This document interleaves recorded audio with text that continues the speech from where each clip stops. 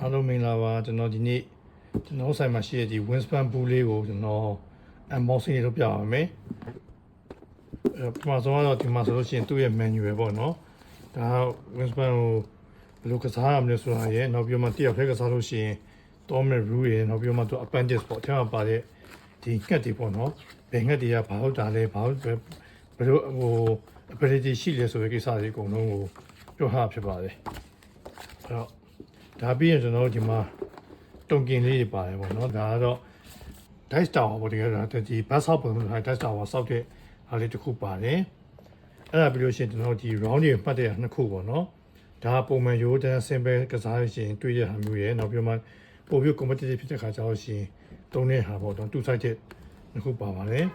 ဒါကတော့ကို player တွေကိုပေးရတဲ့ဟာပေါ့နော်ဟို player တယောက်ချင်းစီကိုကျွန်တော်တို့တစ်ခါစီပေးရဟာဘာလို့လဲဆိုပြီးပြောရဟာပါပေါ့နော်ကျွန်တော်တို့ဒီမှာဆိုလို့ရှိရင်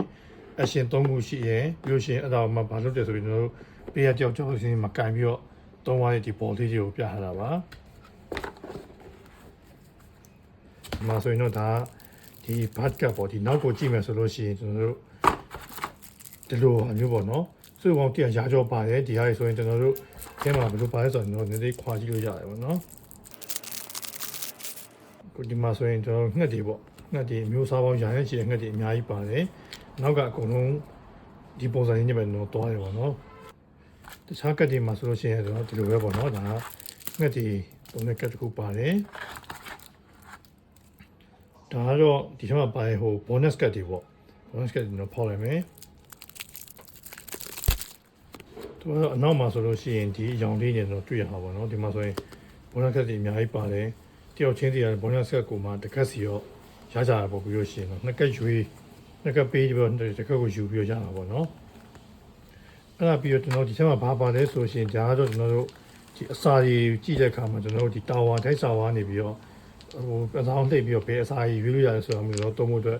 ဒိုက်စီဖြစ်တယ်နောက်ပြီးလို့ရှိရင်ဒီမှာဆိုရင်ကျွန်တော်ငှက်ဥလေးပါတယ်ပေါ့နော်ဒီမှာဆိုရင်ဥအကြောင်း၅မျိုးပါတယ်ဒါပေမဲ့၅မျိုးလုံးကတော့အကုန်တူတူပါပဲဟိုဘယ်ရောင်ဘာဖြစ်တော့မရှိဘူးပေါ့နော်ပြီးတော့အဲ့ဒါတွေကိုထည့်ဖို့တဲ့ဒီမှာခွက်ကလေးရှိတယ်ဒီမှာဆိုဒီဥတွေထည့်ဖို့ခွက်ရှိတယ်ပြီးလို့ရှိရင်ဒီမှာဆိုရင်အစာတွေကိုထည့်ဖို့အတွက်ပြီးထားတဲ့တော့ခွက်ကလေးရှိမယ်နောက်ပြီးလို့ရှိရင်ကျွန်တော်တို့ဒီမှာတယောက်စီကိုရှစ်တုံးစီရမယ်အရှင်တုံးလေးတွေပေါ့အရှင်တုံးလေးရမယ်တခုပထမဆုံးအထက်မှာဆိုလို့ရှိရင်ရှစ်တုံးရနောက်တစ်ထပ်ဆိုရင်တုံးရောခွန်တုံးရမယ်နောက်6တုံးရမယ်နောက်9တုံးရမယ်ဆိုတဲ့ဟာမျိုးနဲ့တွားတဲ့အကြောင်းမတူတဲ့အရှင်တုံးလေးပေါ့နော်ဒါကတော့နောက်ဆုံးကြလို့ရှိရင်ကျွန်တော်တို့အမှတ်တွက်တဲ့ညမှာတုံးနေကျွန်တော်တို့သူ့ရဲ့ဝင်ပေးထားတဲ့ sheet တွေဖြစ်ပါတယ်ဒါတွေကတော့ကျွန်တော်တို့စာကြိုးပေးရတဲ့မှာပုံစံကိုလေးပေါ့နော်ပုံစံကိုထဲမှာဆိုလို့ရှိရင်ငှက်ကလေး3ကတ်ကိုထည့်လို့ရတယ်ပြီးတော့ရှိရင်3ကတ်ကနေပြီးတော့မှကျွန်တော်ကယူလို့ရရပါတယ်ရှိတယ်ပေါ့နော်ဒါကတော့သူတို့ဒီကတ်တွေထည့်ပြီးတော့ထားတဲ့ခွက်လေးပေါ့နော်တကယ်ဂိမ်းစားဖို့ဆိုလို့ရှိရင်အခုမှပြထားတဲ့ဒီပုံအတိုင်းပေါ့နော်ဆက်လက်လုပ်ရမယ်ပေါ့တယောက်ချင်းစီကိုဒီလိုမျိုးသူတို့ရဲ့ player ကန်တဲ့ body ပေးထားရယ်ငှက်ကတ်လေးကြီးရှိရင်တော့ bonus ကတ်တွေရှိရင်ပြီးတော့သူတို့ရဲ့အရှင်တုံးတွေတယောက်ကိုစကြမှာ strategy နေနဲ့မတူတဲ့အစား၅မျိုးရရင်ပေါ့နော်နောက်ပြီးတော့ဒီမှာအလဲမှာဆိုလို့ရှိရင်ခုနကပြောတဲ့ကတ်တွေထည့်ထားတဲ့ဟာလေးရှိမယ်သူပိုင်းတွေကတ်တွေထပ်ထားတဲ့ဒီငှက်တွေရဲ့ကတ်တွေရှိမယ် bonus ကတ်တွေရှိမယ်နောက်ပြီးတော့မှဒီလို round တွေကို track လုပ်ရတာရှိမယ်နောက်ဥတွေအစာတွေနောက်ပြီးမှအန်စာလုံးလှည့်ဒီငှက်အိမ်ပုံစံဒါလေးတွေပေါ့နော်တကယ်ကစားမယ်ဆိုတော့ဒီပုံစံမျိုးဆက်တက်ဖြစ်အောင်လုပ်ပြီးတော့မှကျွန်တော်စီပြကစားရဖြစ်ပါတယ်ဒါတော့ကျွန်တော်တို့ဒီ Winspan game box လေးကိုကျွန်တော်ပါရလေးနဲ့ unboxing လေးပြဖြစ်ပါတယ်အားလုံးကိုကျေးဇူးတင်ပါတယ်